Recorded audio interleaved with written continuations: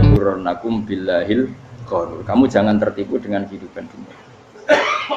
Makanya saya itu orang yang paling fanatik sujud. Soalnya kalau suwun jenengan sing sujud. Wes sujud salat 5 waktu lah nikmati. Karena sekali kamu terbiasa mensifati dunia ini penting, nanti kamu akan lupa mensifati akhirat itu penting. Dan itu awal kamu tergelincir dari ansawa isabil, dari jalan yang benar.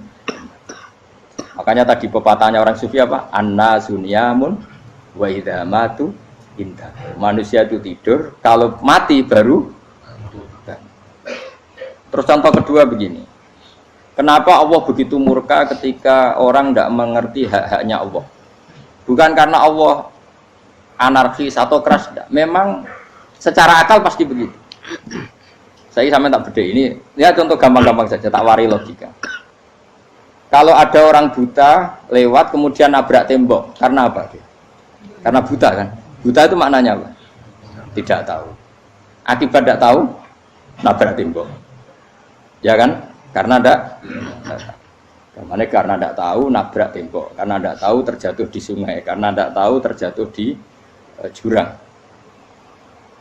Sekarang juga sama. Orang karena tidak tahu pentingnya agama, tidak tahu pentingnya Allah, kemudian dia fokus ke duniawi. Akhirnya ya nabrak tembok. Natijanya sama enggak? Saya ulang lagi ya. Orang buta karena tidak tahu nabrak tembok. Orang fokus untuk perempuan cantik atau melihat apa, kemudian dia tidak tahu depannya juga nabrak. Untuk menjadi nabrak itu syaratnya tidak tahu apa tahu. Bisa dua-duanya. Tidak tahu ya sebabnya nabrak, fokus ke yang lain ya bisa. Maka tidak tahu ya sebab nabrak, fokus ke yang lain juga sebab. Nah mata kita, hati kita ini sudah dipenuhi hal-hal yang tidak penting, sehingga kita lupa dari hal yang penting. Kayak tadi kita mau minum kopi saja, fokus sampai meninggalkan anak main sampai jatuh. Berarti minum kopi sebenarnya tidak satu kebodohan, tapi ketika membiarkan anak kecil jatuh itu adalah kebodohan. Sebetulnya makan menikmati dunia itu tidak kebodohan, tapi ketika Anda melupakan Allah itu menjadi satu apa? Kebodohan. Ini disebut kamu jangan terlena oleh kehidupan apa? Dunia. Nah kenapa terlena? Itu kakean delok. Mulane Nabi itu ora tau delok dunia. Nabi saya ini tak latih gitu di wali, tapi mukadimah. Kulon itu belum pernah delok. Saya pernah punya kakak wakil bupati, punya teman gubernur banyak tuh. Kalau delok susu rawani sih, mereka khawatir seneng. Nabi itu pernah, Nabi itu jenenge manusia pernah lewat gitu. Kemudian tonggo-tonggone Nabi kebetulan pas pulang bawa unta-unta banyak. Itu Nabi melihat mungkin 0, sekian detik. Itu dilori pangeran. La tamuddanna ainaika ila ma matta'na bihi azwajam minhum zahratal hayatid. Jadi misalnya koyo rogen misalnya delok wong numpak Alphard pejabat ana sing bukakno. Enak aja nak jadi wong ngono iku. Kalimat itu direkam oleh Allah bahwa Mustafa pernah ngomong enake jadi wong iku numpak Alphard ana sing bukakno. Tapi kan tetap kirim. Sehingga nanti di akhirat kalimat itu direkam misalnya nanti ternyata yang numpak Alphard misalnya nyuwun sewu misalnya yang numpak Alphard tadi tetap di neraka, kamu ya ikut di neraka. Karena dia menikmati Alphard lali akhirat, kowe yo ngangen-angen kepengen seperti itu. Maka poinnya sama. Kalau pun rokok bareng. Terus ada orang sujud di musola, melarat sujud. Kowe enggak pernah enake dadi wong iku. Padahal sujud itu yang menjadi orang masuk surga. Terus kowe ditakoki ning akhirat. Kowe tahu angen-angen dadi wong sujud mboten ate. Tapi kayak tahu angen-angen mewah nate. Yes, seneng ngono kira-kira gitu. Lha iku latara undal pas kowe roh ilmu yakin pas wae mlebu neraka. Iki mulane tak ajari dini kiat-kiat supaya kira mlebu. Makanya latih melihat dunia kok aja kesuwen. Misalnya di konco jadi pejabat. Kalau nanti di keluarga pejabat sampai sekarang pun saya sering punya teman. Mboten nanti kalau melihat bahwa dia pejabat. Karena saya takut dosa. Saya melihat dia seorang mukmin yang sujud, yang sholat. Saya bodoh sekali kalau melihat dia pejabat. Karena itu tidak ada artinya di akhirat. Saya sampai sekarang yang saya melihat presiden orang yang mukmin, sehingga saya harus hormat. Saya melihat bupati orang yang mukmin, sehingga saya harus hormat. Melihat sampean ini wong sing mukmin, malah gue jalalan barang ini sudah mukmin plus. Jadi rasa dikei kertu pinter gue jalalan. Jalalan budal bisa gaya bisa. Budal lu ora ono maknane. Oh, anu gak angger wong iso maca kitab apa? Gundul. Jos lah. Jadi saya ulang lagi ya.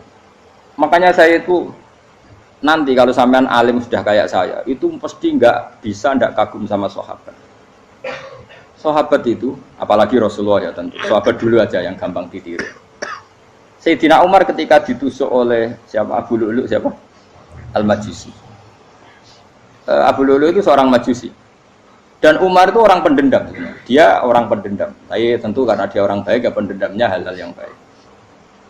Coba kalau kamu ditusuk orang itu dendam nggak? Kira-kira sebagai manusia kan dendam. Itu tanyanya begini sama yang ya taruh sekarang orang dekatnya.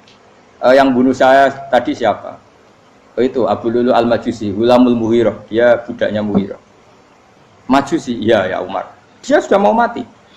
Itu ngendikan gini, sama siapa otaknya? Alhamdulillahilladzi lam yaj'al maniyati biyadi rajulin sajadalaka sajdah yuhajuni biha yaumal qiyamah. Ya Allah, terima kasih sekali ya Allah. Engkau mentakdirkan saya dibunuh oleh orang yang enggak pernah sujud. Kalau saja dia pernah sujud, maka dia berhak menuntut saya dengan sujudnya untuk masuk surga.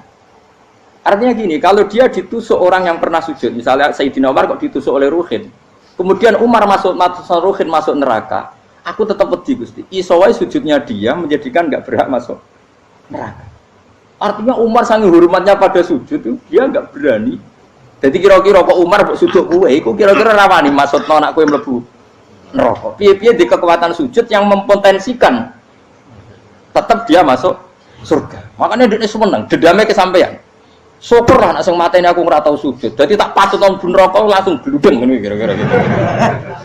Saking hormatnya ambek sing jenenge sujud. Tapi kita sekarang enggak. Rawong ning musala sujud, ya jeneng wong nganggur. Otak kita ini sudah PKI lah kamu. PKI halus. PKI yang tanpa kartu, paham? Makanya Allah kalau muji sujud, enggak sampean tak latih supaya baca Quran yang benar. Kayak apa Allah bikin Ka'bah? Kayak apa mulianya Ka'bah? Itu dibikin Allah untuk apa? Lil akifina wa satusai warrukais sujud, dan untuk orang-orang rukuk dan sujud. Ketika Allah menurunkan rezeki di bumi dan di langit, itu perhitungannya Allah masih itu asli. Rabbana liyuqimus shalah faj'al afidatan minan nas tahwi ilaihim warzuqhum minas sama. Gusti, ben nak sujud ku kuat. Piye-piye menungso nak ramangan ra kuat. Nak is kuat diteno ku yo ben sujud. Liyuqimus shalah. Ketika Allah muji orang baik atau ibunal abidunal hamidunas saihuna satruse arraqiunas sajid. Yang rukuk yang sujud. Karena tadi ketika nanti Anda di akhirat, kenangan terbaik Anda di dunia itu hanya sujud. Liane itu, coba misalnya kena akhirat terus video disetel sih, pas kongkoi ini perapatan, bariku ngelamunem disetel, jadi pegawai negeri, ngayal gajinya sakmene, engko sakmene gue ayo, wan terrekam kabeh, oh merai sini wong, terus tokoh idola sing duwe wakai, sing tumpakane Alphard di sekretaris saya, iku mbok neng utakem iku berpuluh-puluh tahun. Dan itu jumlahnya poinnya misalnya 100.000. Bareng idol anu Kanjeng Nabi mau 10%, cuma gayanya mau sholawat, tapi sebetulnya agak tahu bayang no ahli ini miskinan, Mbak Amit nih miskinan. Gayanya mau sholawat tapi uteknya ora tahu kepengen melarat koyo. Itu direkam. Makanya dari Habib sing alim-alim niku almar'u ma'aman ahabba hada targhib wa tarhib. Kita ini kan sering dimotivasi mubalek itu kan saya naik dewe nang. Harus pokoknya seneng Nabi swarga. Dari Habib sing alim nak ngritik, masalahnya dewe mu almar'u ma'aman ahabba. Wong dibarno wong sing diseneng. Apa kamu bisa menjamin seneng Nabi saudure seneng wong-wong itu?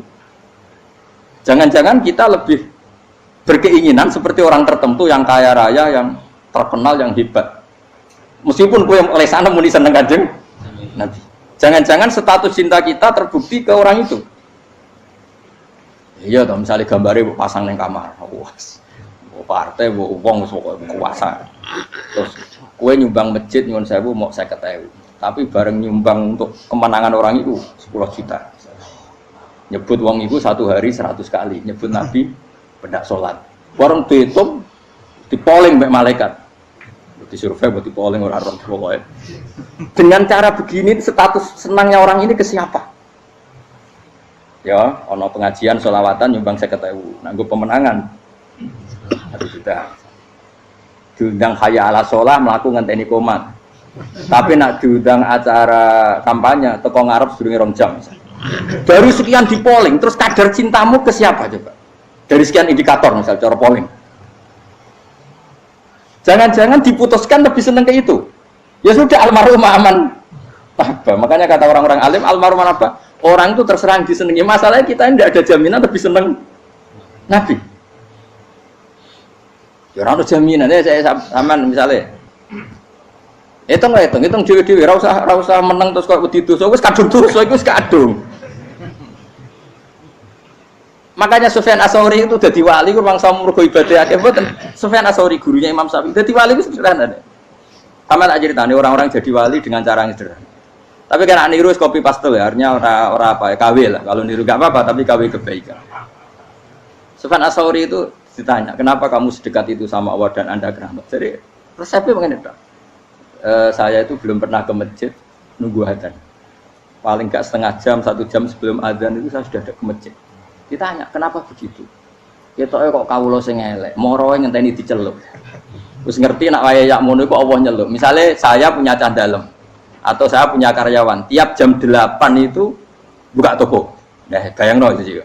Saya punya karyawan tiap jam 8 tugasnya buka. Selalu buka tokonya ngenteni tak panggil. Rohen, toko buka. Siap. Tapi besok yang ngono lagi. Jam 8 buka. Siap. Tiap hari gitu. Kira-kira kendaraan karyawan itu goblok apa sopan? Kira-kira. Enggak jawab deh. Goblok kritik jauh. Nah, Sufyan Ats-Tsauri tidak mau gitu. Wong wis ngerti nek Allah yang ngono wayahe manggil. Dadi ya kerja malu wis ning kono. Dadi nek Allah hayya ala sholah pun Gusti. Hayya ala sholah pun penting mriki. Iku sudah dadi wali. Oh, iku saya buat tiru tapi kawe lho, enggak masalah, tapi ini kan resep no. Lho mangkel lo gak kira-kira. Ana karyawan tiap jam 8 kon buka toko. Selalu marane ngenteni di panggil. Jadi wali dulu tuh punya cara muamalah sama Allah tuh luar biasa. Ya ora usah mbok tiru terus kemen dadi wali wis ra iso kadung salah. Biasa wae. Aku lah nganti saiki ya biasa wae. Aku mau masjid ngenteni mek kumat ya biasa wae. Tapi aku kan iso dadi wali lewat jalur liya lah aku ya. Jalurku kan akeh. Mulang ya mari wali, sabar ning coba ya mari wali. Jane ana jalur fikir ya mari wali kan. Tapi kan loro, fikir loro. Jadi Imam Adil ya wali, dia bojo judes itu wali, masyhur. Ana wali baru kayak di bojo judes. Iku ya jalur dadi wali. Wah lebih ngeri lagi. Ngeri tenan nganti akhirat dijak wedi. Jadi anak jote wae kan. Para suami takut istri silakan baris sing wis baris sing wedok. Pak rene lho tetep mororo. Waktu bojo kegawangan ini akhirat bahaya, you know. Yes. Bahaya mau bojo nganti kegawan apa? Tengah akhirat. Masyhur jadi cerita-cerita wali wis. Biasa ulang lagi ya. Latih, meskipun dari kecil latih. Makanya kamu tahu kenapa Quran itu kalau ngendikan sujud kayak gitu spesial. Balillah fa'bud wa kum minas syakirin. Jadi meskipun kita di dunia umumnya orang saya makan, saya minum. Saya juga punya istri, punya keluarga, punya apa. Tapi saya belum pernah melihat anak saya itu sebagai anak saya. Saya kalau melihat anak saya ini teman sujud saya, nanti yang meneruskan sujud saya. Saya tenan kulon bolak-balik ditanya istri saya dan agak-agak marah. Gus Pak, kenapa kamu hormat sama anak sampai gitu? Kalau nanti manja gimana? Kalau terlalu manja, saya bilang itu udah anak saya. Itu nanti yang meneruskan sujud saya, meneruskan rukuk saya. Saya nanti pasti mati dan saya butuh di bumi selalu ada yang sujud sama Allah. Dan itu yang paling dalam otoritas saya itu anak saya. Orang lain itu enggak dalam otoritas saya. Jika kita melihat anak itu ini penerus sujud saya, penerus rukuk saya. Kita enggak sudah duniawi sekali. Rumah tanah anak tua ben di rumah. Kapitalistik. PKI lah pikirannya yang ngono, Cina yang ngono. Mau fasek-fasek neng dalan yang ngono. Kowe nggawa jalalan ngalor itu percaya ngono. Jadi dulu itu kalau para nabi donga fahab li milladun kawaliya yarithuni wa yarithu min ali Yakub, seorang turunan yang meneruskan tradisi sujud, tradisi. Sehingga Ulama-ulama dulu kalau ndongakno anake ya min ahli sujud, wa min ahli Quran, wa min ahli sunnah napa? Enggak apa-apa kowe seneng donya gak apa-apa. Ora usah tak warai wis seneng dhisik. Paham? Dadi iki ora usah cara Gus Bak ra apa-apa. Ora usah tak arani ra apa-apa wis mbok lakoni. Makanya pulau suwon sangat. Sujud itu luar biasa. Nanti kamu di akhirat kenangan terbaik Anda di dunia adalah pernah apa? Sujud. Bayangkan kalau itu jadi orientasi Anda. Anda berpolitik, cek melok partai Gerindra, cek Golkar, cek PDI supaya jadi penyuara sujud tidak dilarang di Indonesia karena umat Islam mayoritas. Saking mayoritasnya sampai pejabat rasolat rawani. Kalau pejabat rasolat bakal dipilih. Itu berarti kamu berpolitik niat bikin satu pressure supaya standar orang benar adalah sing nopo sujud itu ya benar. Kok yang kaya kerja biar bisa beli tanah untuk masjid. Yang orang miskin ikut menopang supaya masjid itu berdiri. Semuanya orientasinya menuju apa? Sujud. Jadi tidak sujud itu harus jadi wong khusuk sing goblok terus sujud terus. Tahu-tahu negara dikuasai komunis misalnya. Terus akhirnya sujud dilarang. Termasuk menciptakan satu suasana Islami di negara ini juga berarti menciptakan keberlangsungan sujud. Karena dengan suasana Islami berarti sujud tidak dilarang bahkan dianjurkan dan sebagainya. Ini penting saya katakan karena kalau tidak diingatkan ruwet. Nabi itu pernah punya anak dalam. Anak dalam itu setelah mau boyong cara santri itu ditanya, kamu minta apa sama saya? Ya Rasulullah kasih waktu 1-2 hari mau saya pikir. Karena yang menanyakan orang yang sayyidul awalin wal akhirin setelah sekian 2 hari, minta apa kamu? Jalur Anda gak tanggung-tanggung. As'aluka murafaqataka fil jannah. Saya minta jadi temanmu di surga. Oh Nabi kaget tuh. Kok kalian diwarai wong? Mboten nanti sing marahi. Nabi kok nek diwarai wong ndak ya. Terus kenapa kamu minta itu? Kata tadi, kalau saya minta dunia itu nanti zailah. Dunia itu pasti hilang, faniyah pasti hilang. Maka yang abadi adalah saya jadi temanmu di surga. Tapi apa kata Rasulullah Jabir? Fa'inni ala nafsika bikasrotis sujud. Ya sudah kamu bantu saya, kamu memperbanyak sujud. Kayak apa? Nabi pun mintanya fa'inni ala nafsika bikasrotis sujud. Saya bantu untuk menolong diri kamu memperbanyak apa? Sujud. Makanya di pertama surat turun itu ada wasjud. Kamu bersujud dan kemudian mendekatlah kepada Allah. Tapi sekarang enggak. Karena kita kena hijab duniawi, mitra penting, semuanya penting dan semuanya penting itu makna di hati kamu adalah hadun. Bahkan ngidolakno kiai perkara hadun nafsu, wae nak dadi kiai gede. Wah, teko ditolak al-badru. Wale napu widato MC ne muni Saiful Fadilah wal Karomah, mbah sauni-unine MC. Bare kudu disangoni dihormat. Tekan muji ulama wae dari segi dun. Ya, bare iso wayo akeh macam-macam. Utek nek selek, tekan muji ulama wis dari segi. Makanya saya ini termasuk ulama, kalau kan saya ngebis biasa. Kalau jarang kerso di panggungnya, seneng dulu. Supaya semua ulama udah dipandang secara apa? Dunia. Saya sampai sekarang ngedus anak kulo biasa. Teng pasar gitu biasa. Kalau marung teng pasar mangan gitu biasa.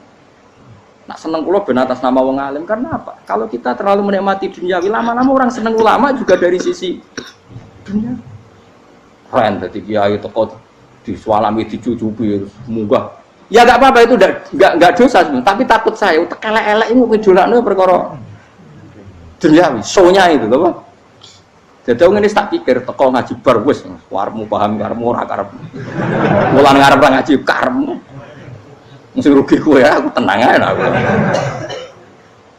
Ben orang itu latihan ikhlas, napa? Latihan. Kalau kadang gitu protes be tiang-tiang. Gus, jenengan sekali-kali nak tidak tak derekno kok umum. Aku itu tidak mengharamkan itu, menaik keluar dereng tua. Dereng haji malah turun, topa meneh. Dalane ra roh, dereng kiai malah nyal-nyal wong. Ngerusin tahu tak kon derek nang kota, tak kon sepeda motor kan terno ning gone Malibu. Dalane ora roh, malah yo neraka. Lha kene dalan akhirat ora roh donya ra roh sing Lah tak koyo wong ijo urip. Dalan dunia ora roh, dalan akhirat ora mbok roh iku apa. Repot. Jadi kenapa saya ndak mau, bukannya menolak. Saya senang kalau kiai-kiai terhormat, senang sekali. Saya senang kalau ada ulama dihormati karena supaya jadi tradisi ulama itu terhormat. Tapi jangan semua ulama mau dihormati. Nanti lama-lama jadi siklus. tekan mencintai kiai saja karena fasilitas dunia.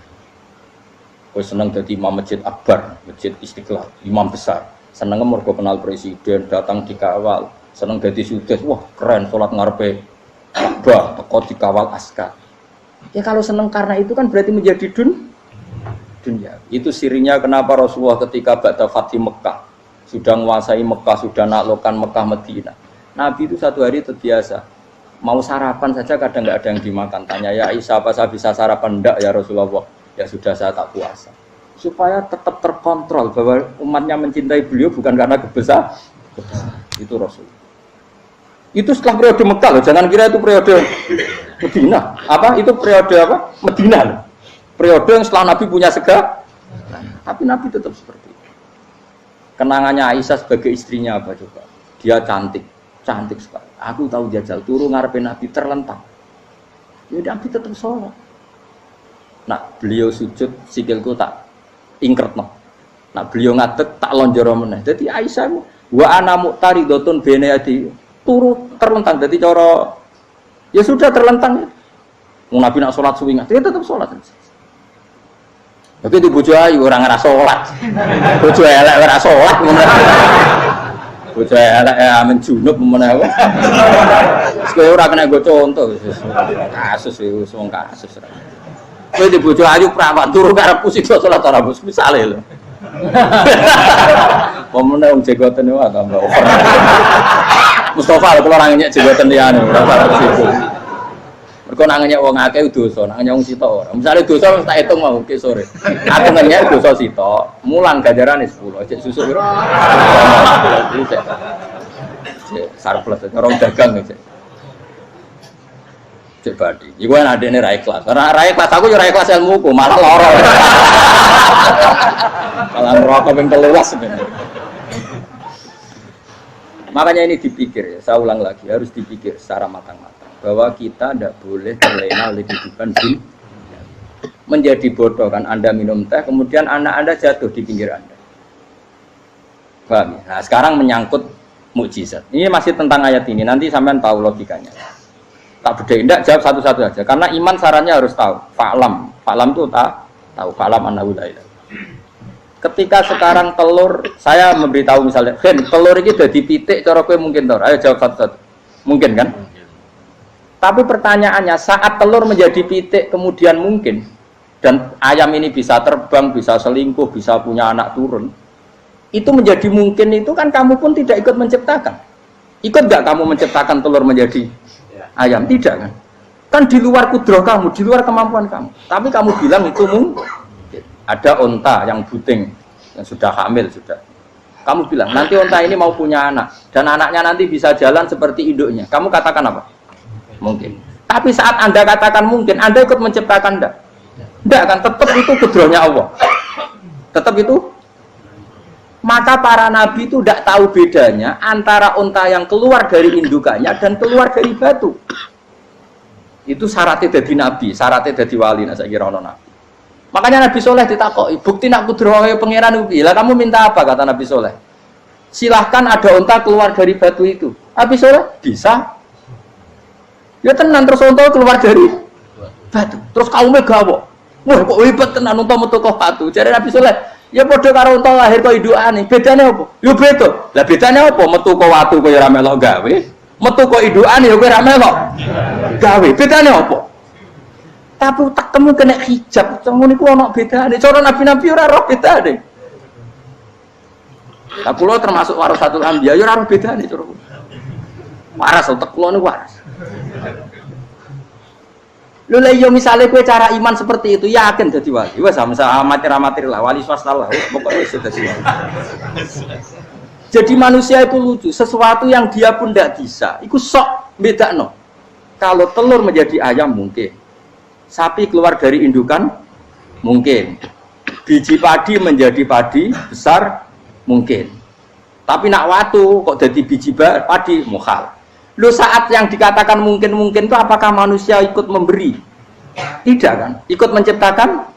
Harusnya kan dia bilang, yo aku menyaksikan itu karena ada kekuatan X yang menciptakan itu. Harusnya dia kalau mau konsisten kan, Saya tidak bisa menciptakan telur jadi ayam, tapi ada kekuatan lain yang menciptakan, dan saya tidak bisa. Jadi telur keluar dari ayam ya kita tidak bisa menciptakan, sapi keluar dari indukan ya kita tidak bisa menciptakan, termasuk untanya Nabi Soleh yang keluar dari batu besar kita. Makanya semua Nabi itu tidak tahu bedanya, itu bedanya Nabi sama enggak Nabi. Makanya Nabi itu tenang ya, masyhur. Ketika perang Khandaq, Nabi itu kelaparan. Kemudian Jabir datang, ya Rasulullah, istri saya menyiapkan makanan untuk orang 6, karena kambingnya hanya kecil. Maka hanya orang 6 saja yang kau boleh datang ke situ. Tapi Rasulullah dengan santainya, ya ahlal Khandaq. Padahal yang ngeduk Khandaq itu sekitar 3.000, ya ahlal Khandaq. Halumu ilayya, yuk ke Jabir, karena Jabir sona atau aman, bikin makanan untuk kalian. Itu 3.000 orang. Wah, Jabir dimaki-maki sama, sudah bilang untuk orang 6 Nabi, ya apa-apaan orang banyak, itu mesti tidak cukup, kita mana. Nabi santai, bilang ke istri kamu, Jabir jangan buka makanan itu kecuali saya. Ya, makanya Nabi matur pengiran, Gusti ini cukupkan untuk orang banyak. Sama Allah di ACC ya terus cukup. Karena bagi Nabi, Nabi tahu betul. Sekarang ketika beras menjadi beras, apa dalam kudrah kamu, dalam kemampuan kamu, enggak kan? Ketika sistem tubuh kita makan kemudian jadi kenyang, apa dalam kemampuan kamu?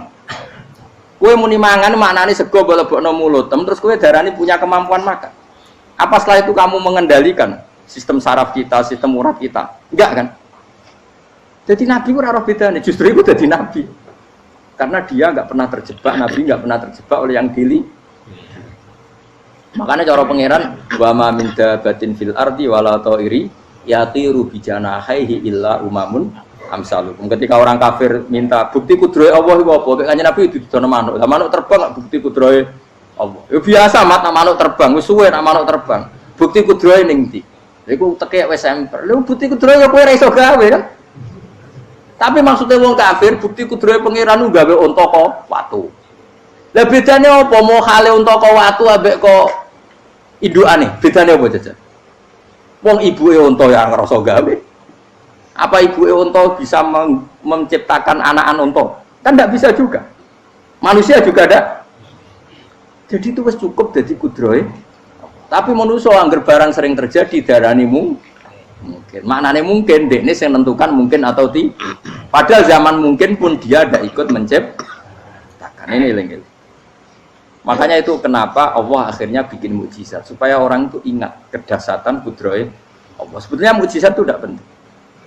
Maksudnya tidak penting tadi untuk iman sebetulnya tidak perlu mukjizat. Makanya ketika Rasulullah SAW ingin nuruti mukjizat yang diminta orang kafir, Allah malah ngelingno inna fi khalqis samawati wal ardi wakhtilafil laili wan nar. Sajane ana langit, bumi, ada lautan, ada apa sudah bukti kudrohe.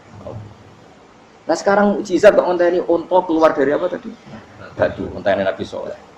Lautan merah di sebelah tongkatnya Nabi Musa terus terbelah. Itu dari mukjizat. Kalau itu maknanya mukjizat karena manusia tidak mampu, apa manusia mampu bikin lautan? Kan tidak mampu juga. Kenapa itu tidak dikatakan mukjizat? Lagi-lagi karena wis kena mataul huruf. Paham jelas ya? Makanya kata Allah, saiki wong ora percaya hari kebangkitan. Alasannya masa manusia jadi tanah menjadi manusia? Memangnya manusia yang sekarang hidup itu dari apa coba? Sengke nado melok pilek, pilpres, melok dukung mendukung itu memangnya dari apa coba? Dari tanah kan? Mestinya hari kebangkitan sejati ya sekarang ini orang-orang dari tanah sekarang berkeliaran ini harus go jalalan ngalor ngidul maknani. Itu yo kok lemah. Kemudian setelah jadi tanah mati orang engkar, wah ini nggak mungkin jadi manusia lagi. Padahal zaman sekarang jadi manusia itu karena kudrohnya manusia apa karena Allah? Karena Allah. Dan manusia sekarang dari tanah apa enggak? Dari tanah. Harusnya ya berpikir seperti itu. Kalau kudrohnya Allah bisa menjadikan manusia sebanyak ini dari tanah, tentu Allah tetap mampu nanti setelah jadi tanah menjadi manusia. Itu malah kula nu wedi urip nggih wedi tenan. Karena tadi dari hidup menjadi tidak tahu. Annasun wa idza matu tidak tahu. Kita semua punya tidur setelah mati baru karena baru tersadar. Makanya analogi itu penting, kias itu penting. Ya saya beri contoh berkali-kali saya menyontohkan. Sampean tak warai hujah ulama. Nanti pasti sampean taslim itu pasti nyerah. Kalau kamu disebut jeleknya oleh orang lain, kamu mangkel enggak? mangkel kan. Itu Imam Ghazali gini, kamu tak kasih resep supaya kalau ada orang mengingatkan kejelekan kamu itu tidak mangkel. Apa itu resepnya? Misalnya gini, di baju saya ini, inna fi thawbika akroban wa hayatan. Di baju kamu itu ada kalajengking yang berbisa atau ada ular yang berbisa. Ada orang mengingatkan itu. Kamu terima kasih apa enggak? Terima kasih. Karena ada sesuatu yang bahaya di diri kamu, diingatkan, dan karena diingatkan itu Anda terus bisa menghilangkan sesuatu yang bahaya tadi. Sekarang kamu punya sifat hasud, sifat dengki, sifat riya, sifat-sifat yang buruk. Itu sesuatu yang mencelakakan kamu di akhirat. Kemudian ada orang mengingatkan itu, harusnya kan kamu matur nuwun karena sifat yang buruk kamu diingatkan, kemudian kamu berusaha wong diingatkan ada kalajengking yang hanya madorot di badan kamu saja kamu terima kasih. Ini diingatkan ada hasud dengki yang madorotnya dunia akhir, kamu tidak terima kasih. Jadi itu ulama dulu. Jadi kalau bikin hujah itu gampang sekali. Jika ulama dulu kalau berdebat kemudian diingatkan temannya, kalau dia salah misalnya, itu ya tenang saja. Karena mereka cukup punya akal, punya analogi untuk nganggap itu biasa. Kayak diingatkan ada kalajengking di tubuh kamu. Kamu matur nuwun enggak sama ingatkan? Tadi saya ngaji sore, ngaji di sini cerita. Kila itu Imam Ahmad. Itu mudah mereka iman sama Allah dan Rasul. Maka yu'minu billahi wal yaumil akhir falyukrim apa? Jaru. Kalau kamu iman sama Allah dan Rasul maka muliakan tetangga. Itu ada seorang ulama dipanggil tetangganya, ayo ke rumah saya. Setelah sampai, dah pulang saya tidak jadi butuh. Sampai di rumahnya dipanggil lagi. Ke situ lagi, dah pulang lagi saya sampai 3 kali. Itu si ulamanya senyum-senyum santai. Ketika pemuda tadi insaf dan minta maaf, kenapa Pak Ulama kamu kok tenang saja? Jawabannya enggak. Kata Rasulullah, saya disuruh hormat tetangga. Saya senang sekali bisa melakukan perintah Rasulullah. Jadi saya nurut kamu itu tidak ada urusannya dengan kamu karena perintahnya Rasulullah. Nangis pemuda tadi. Kalau kita kan enggak, gengsi dong, giambar. Ini kan kita gayanya mulai sunnah Rasul, tapi utek itu jihadun nafsi. Nah kalau kamu sudah gitu, tak daftar jadi wali, mbok KPU-nya oleh nyetujui mbok kapan roh nanti. Daftar. Saya ulang lagi, jadi kamu harus terbiasa dengan kias yang diajarkan Quran ya. Jadi ketika bibijian jadi pohon besar, itu pun kamu katakan mungkin. Padahal ketika kamu katakan mungkin, kamu pun tidak ikut menumbuhkan bibijian jadi pohon asam yang besar. Itu menunjukkan kudrohnya Allah. Artinya sebetulnya kamu hidup semuanya itu hanya menyaksikan kudrohnya Allah tanpa kamu memberi kontribusi. Kenapa kamu yang menentukan mohal dan tidak mau?